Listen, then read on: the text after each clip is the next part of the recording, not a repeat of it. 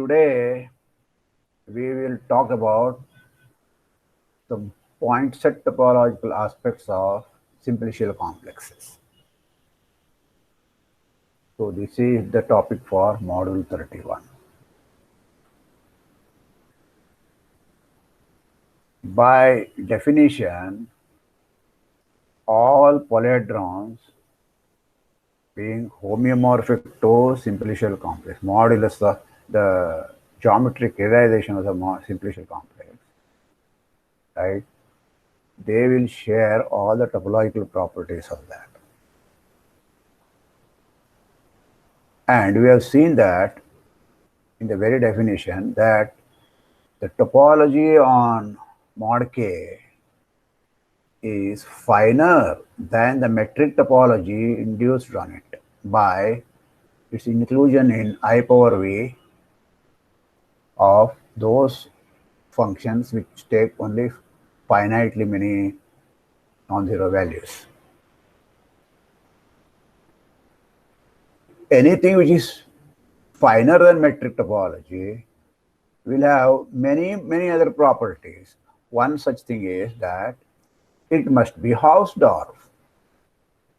Any space which is finer than a metric space is automatically Hausdorff because the metric space is Hausdorff. So the first theorem is obvious here. Mod K is Hausdorff. Okay. So the next proposition here is the key for several important properties of mod K. But this key is totally obvious from the definition. Namely, every mod K is actually disjoint union of all its open simplexes. Starts with zero simplexes. By definition, zero simplexes are open. Remember, a modulus of a simplex consists of functions which are non-zero at most at the vertices of the simplex with various properties. Summation should be zero and so on, right? And the open simplex consists of those which have precisely not equal to zero on that set, on the set F. Okay, everywhere else it is zero. On that, on all the points here, the coordinates are non-zero. That is open simplex.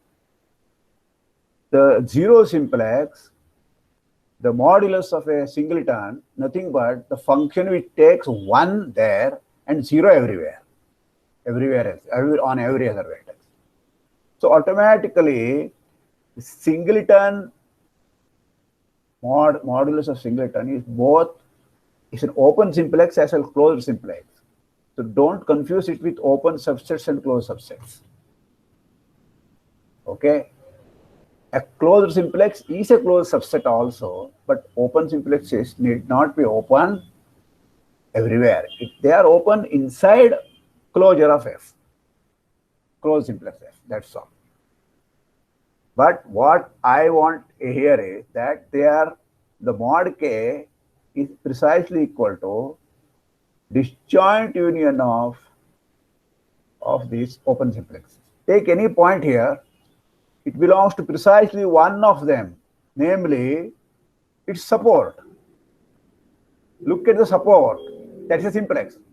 Then open simplex of support contains the point, contains that function, and nothing else will contain it. Therefore, this is a disjoint union of these things. Is that clear? Yes, sir. Clear. We will use this in a very subtle, very nice way. This lemma will use that one. Take any subset of K such that every simplex F of K, okay, has exactly one point in the interior of F from A. A intersection F has at most one point, sorry. Some of them may not intersect. If they intersect, that point of intersection should be 1 and it should be the interior point of F, one of the interior points. Assume this. This is the condition on the subset A, not a condition on mod K or F, okay? For each F, this should happen. A intersection F can be empty or A intersection F is one singleton point. And that point must be the interior here. If that happens, A is a closed subset of K and it is discrete. I hope you know what is a discrete subset of a topological space. So the proof is very straightforward. So we use the fact that mod K is disjoint union of its open simplexes. Suppose this is true for A, the assumptions on A I have given. Now you take any subset of B, any subset B of A. That will also have the same property, right? It will have fewer points, and so that will have same property. A intersection B may be even empty also, but it cannot be more than 1 because even A intersection F has 1. So B intersection F will also at most 1. Okay, the same property. In particular, what happens is, if you take the closure of F will have all the smaller open simplexes also. Namely, take any subset of F, proper subset of F, all of them will come. That's the union. Closure of F itself is a disjoint union of open simplexes. Namely, all these open simplexes are subsets of F now, including F. Therefore, there will be only finitely many of them. If this has only finitely many open simplex, each of them contributing at most 1 point, B intersection F will be a finite subset. Any finite subset of mod K is a closed set because K is Hausdorff. So B intersection F is closed subset of F for every mod F. Okay, but then we know that if this is the property of any subset, that B itself must be closed. Intersection with every mod F is closed in mod F means B itself is closed in mod K. Okay, so what we have proved is that every subset B of A, every subset B of A is a closed set. In particular, A is closed and it must be discrete. If every subset is closed, every subset is open also. So it is a discrete. It's a discrete topological subspace as a subset of mod K and it's closed. Okay, the topology induced from mod K on A is discrete. Okay, it's a discrete space. Every point is open in particular. All right. Now, this lemma was an easy consequence of the easiest observation here. So now we will derive some consequence of this lemma 5.3, which is quite completely not so obvious at all.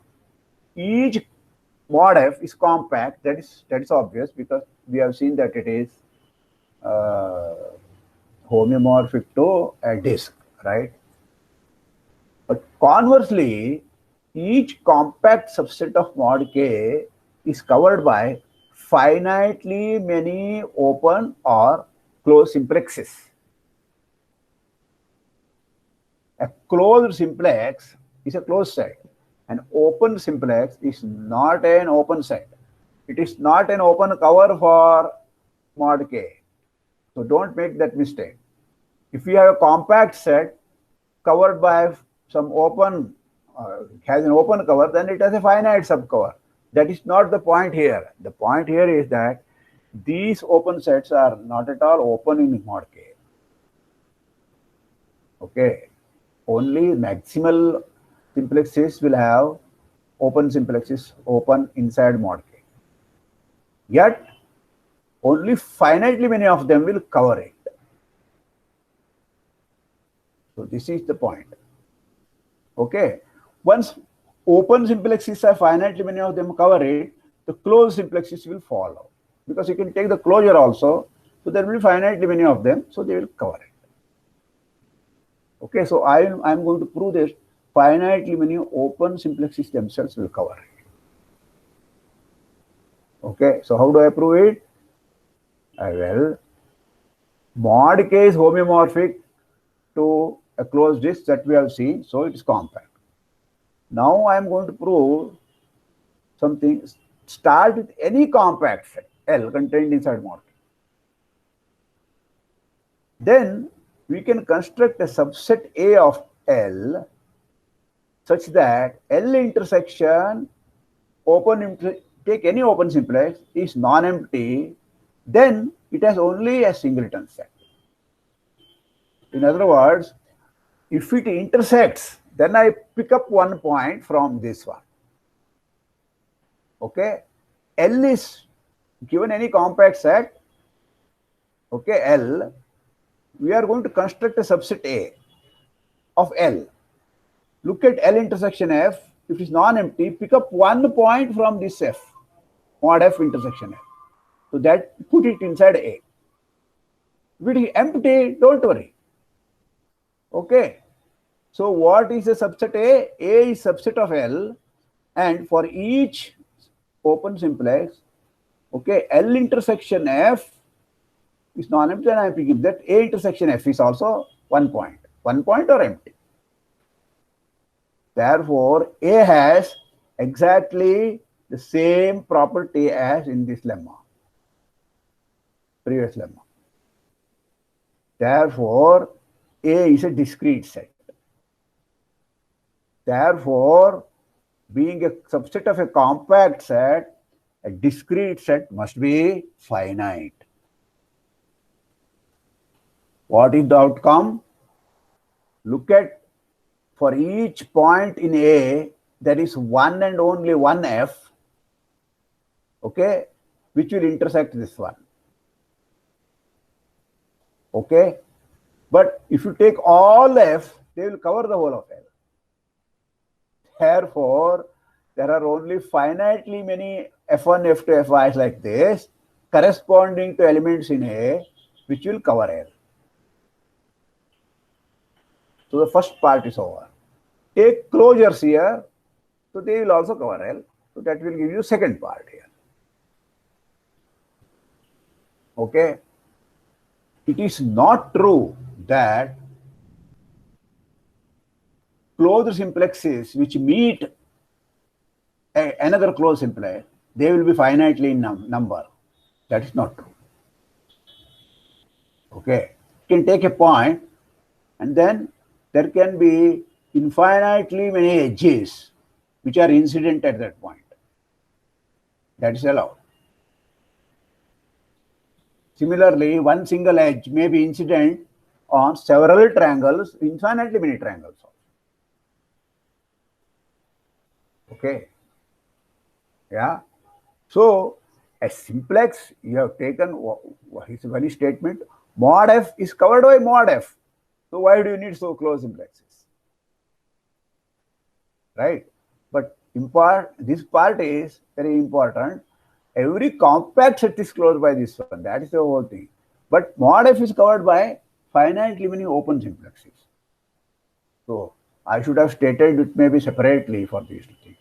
For mod F is covered by mod F itself, one single simplex. That is not the beauty. The beauty for mod F is open, but the proof shows that every compact set is covered by finitely many closed sets. Closed simplexes like this. Okay. The next thing is another important property in topology. It says that mod K is actually normal. You can also say that, okay, it is finer than the metric space, right? So it must be normal. But there is a catch there. If something is normal and you have a finer topology, it may not be normal. All right. Metric space is normal, fine. But this what we have put is a binary topology. So you have to carefully here, you have to prove that mod k is normal. It's not like Gauss darkness. Okay. So let us not hand wave here. Let us get a proof of that mod k is normal. What is normality? Given any two disjoint closed sets, you must be able to separate them by open sets, disjoint open sets. But there are other things. Given any closed subset, okay, if and a continuous function into I, you can extend it to the whole of k, mod k. That will also prove that mod k is normal. So this is the property given by T's extension theorem. If a space has T's extension property, then it must be normal. And conversely. So that is what you must have learned in point set topology. So I am going to use that. So starting with a closed subset A of k, okay, and a continuous function from A to I want to say that there is a continuous function phi hat from mod k to I which extends phi. If I prove this by T's extension theorem, follows that mod k is normal. Okay, there may be different ways of proving this one, but I find this one to be the simplest. So, how to construct phi hat? So again, the recipe you have already declared how to construct continuous functions on mod k, construct them on each simplex, each closed simplex in such a way that on a smaller simplex, whatever you have constructed is extended down the larger simplex. Okay. If a function is constructed like this, then as a function it makes sense. First of all, continuity follows because restricted to each mod f, it is continuous. So this is the recipe we are going to follow here. Okay, this will be the first time perhaps we are doing it like this. So what I am going to do is, I will construct a family of functions p indexed with f on mod f to I for each f is simplex, such that if you take A intersection f, this must be the given function phi. Okay, that is the first condition. If it does not intersect, I don't care, it could be anything. Second condition is, if I have already constructed it on f prime, which is subset of f, okay, then the phi f that I am going to construct restricted to f prime must be phi f prime. So this is what I say compatibility. If you have constructed the function on all the vertices, then when you are just extending to, when you are defining it on an edge, you should take care that on the endpoints is already a function that you have constructed. And once all the edges are done, on a triangle when you are defining, it should be on the boundary of this triangle, it should be already the function that you have constructed. Okay. So if you follow that, then you are done. Okay. So inductively you can do this. Namely, take f. Suppose you have already defined it on the boundary, which is a lower dimensional simplexes, union of lower dimensional simplexes. If you can extend it over f, you are done. All right. So this is easily done by induction. That's what I am telling you, by f. Since each mod f is normal, okay, because it is a Euclidean space. Each mod f is normal. A intersection mod f union all the boundary of mod f, that is a closed subset. On that closed subset, you have a function, continuous function. So apply that mod f is normal, you get an extension on mod f by the same T's extension theorem. Put them together, you have the whole function on mod k. Okay. So here are a few remarks and on exercises. I will go through a couple of them. Exercises are for after all exercises. Okay. One of the things that we claimed that mod k as a subset of the product space here, I power v, is a closed subset if v is finite. Okay. You are asked to verify this. Okay. We have defined, actually, if you just read carefully, when v is finite, we have defined a topology in a particular way. Use that to see that it's closed subset. For any simplicial complex k, this is a typo. I corrected it, but today I am taking the wrong slide here. Mod k cross I, okay, it's mod k cross I. This should be triangulate mod k cross I with exactly twice as many vertices as in k, such that k cross 0 and k cross 1 are subcomplexes. Remember, k cross I, this notation was for this prism. So I don't want to use that notation here. K cross chi is a simplicial complex, whereas mod k cross I is a topological space. All right. So I want to give you another triangulation of mod k cross I, in which no extra vertices are introduced. Only from k cross 0, all the vertices of k will be there. A copy of that one, k cross 1, again, same thing should be there. Okay. For example, if k is a just one edge, then k cross I is the square. So then you are allowed to take only 4 vertices, no more vertices, and triangulate it. And we have shown that there are 2 ways of triangulating it. Either join this diagonal or the other diagonal. There are 2 diagonals there. You can take any one of the diagonal as another extra edge, and you are done. The same thing you should try to do for all simplexes. So that is the exercise here. Okay. But there is no canonicalness here now. And hint is, choose an order on the vertices. Some linear order. Order means that. Okay. That is the hint. Like when you one edge, you have E1, E2, or E0, E1, whatever.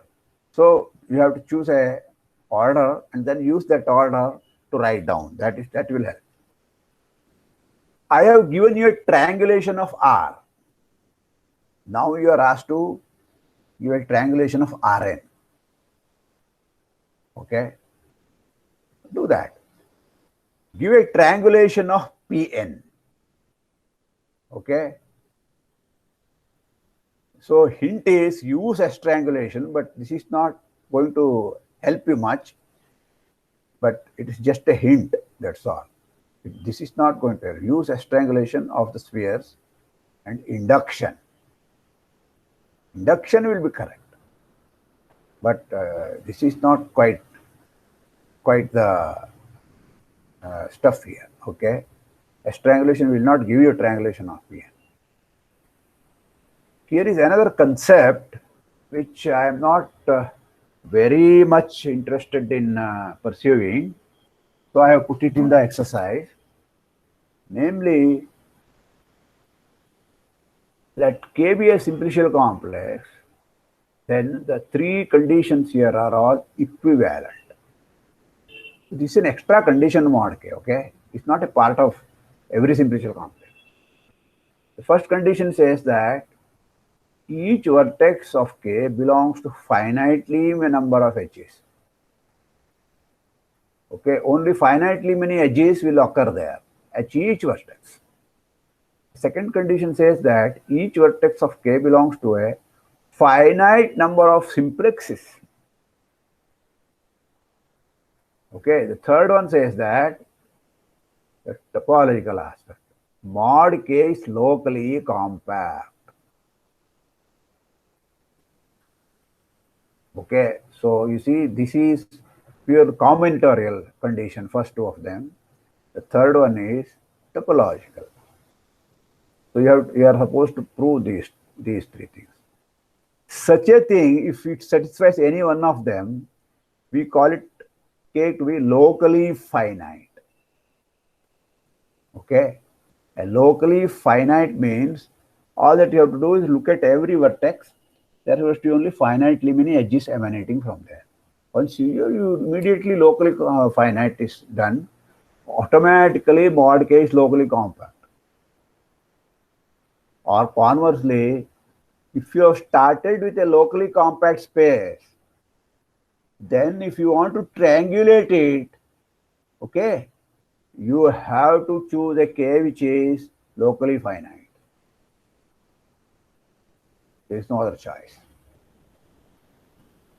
Okay, try to prove that. The next one is something about when can a simplicial complex embedded inside Rn. Okay, so it gives you some condition. F from mod K to Rn is a topological embedding. Topological embedding means what? It is continuous function 1, 1, and onto the image it's a homeomorphism. If you take the image as a subspace of Rn, then there will be inverse function which is continuous. So that is the meaning of topological embedding. Show that K has to be locally finite. Second is K must be countable. The number of vertices in K must be countable. That is the meaning of countability. Automatically, number of simplexes will be also countable. Okay, the vertex set is countable is the meaning of this. The third thing is dimension of K must be less than or equal to n. So this is harder to prove right now for you. Okay, this is harder. So I have some idea why I have given at this stage. Later on, this will become easier. Okay, after we do a little more theory. Dimension of K cannot be bigger than n if it is embedded inside Rn. All right. So I'll continue here. Here it was arbitrary topological embedding. In this exercise, we want F to be linear on each simplex. Rn has a vector space structure. A subset K, namely mod F, that has a linear structure, affine linear structure. So a function F from mod K to F Rn restricted to each mod F, if it's affine linear, then we say F itself is linear. This is just the abuse of notation, abuse of language. Okay. So here I have stated as a theorem because I have lack of time. I am not going to treat this one. So by following a number of exercises, you can complete the proof of this theorem. Namely, every locally finite, countable simplicial complex of dimension K. So all these conditions were there in the earlier exercise. If there is an embedding. Now I am reversing. In the converse, I have put dimension of K to be very small. Namely, it is less than half, you see. Then we can have a linear embedding F from mod K to R to K plus 1. Okay.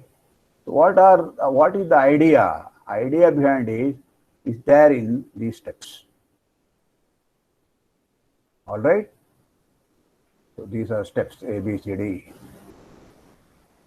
So let me stop here. You can read them by yourself. Thank you.